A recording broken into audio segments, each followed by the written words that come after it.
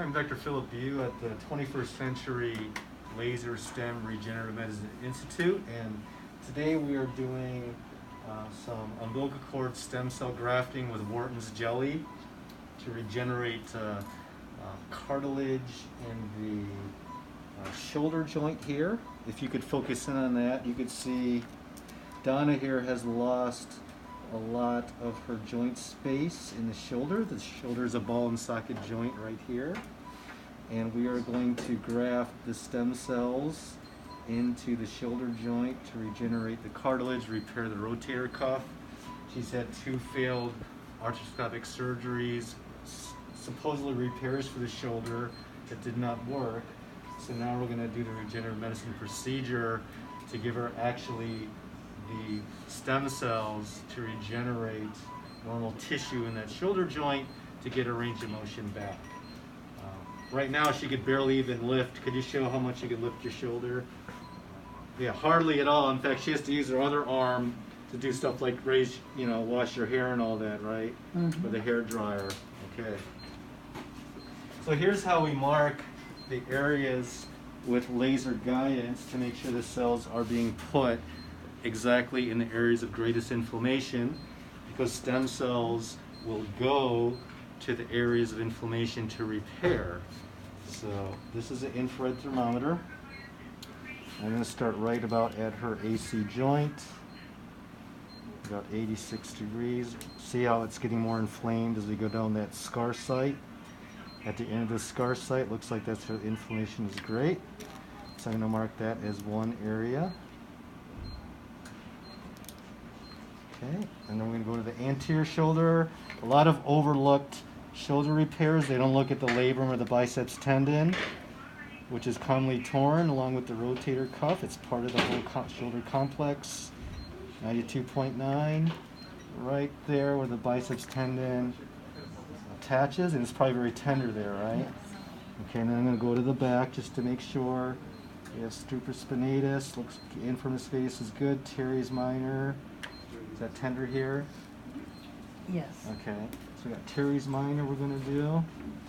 And don't forget about subscapularis right in the, go like that. It's in the armpit. Do you have any tenderness or pain in the armpit at all? No. Okay. Tender right in there. Good. Okay. All right, so as you can see, these areas right here are going to be our main objectives, because these are the areas of greatest inflammation.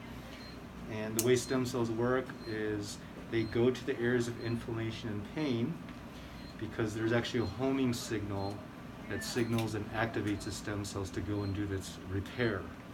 And we are actually going to cause local inflammation after we graft the cells with the light stem, the heat from the light emitting diodes, and some myofascial release therapy to irritate the tissue to activate the stem cells. Okay. How are we doing on the defrosting process? Okay, I'll show you how we defrost the cells. So what we do is the Wharton's jelly stem cells come frozen in these vials. Okay. And the way we defrost them is we put them in this light stim unit. And not only does it gently defrost the cells, these light diodes put in a certain wavelength of light, which is 630 nanometers, which is the regenerative spectrum of light in the infrared spectrum.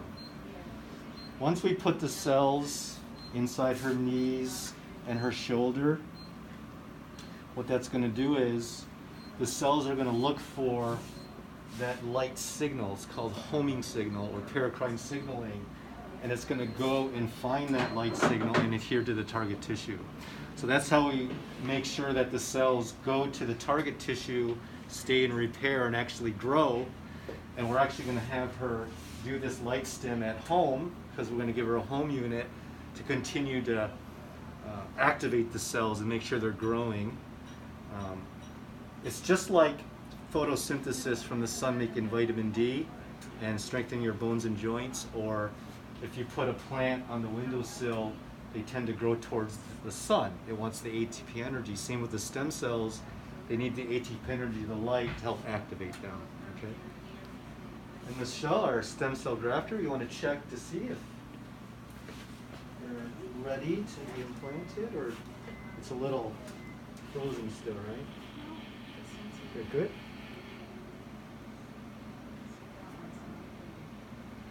The ones that are ready. If we have one poly, one core. You can cook them a little longer. Yeah, that's fine. In the next session, we'll demonstrate how we actually graft the cells, okay?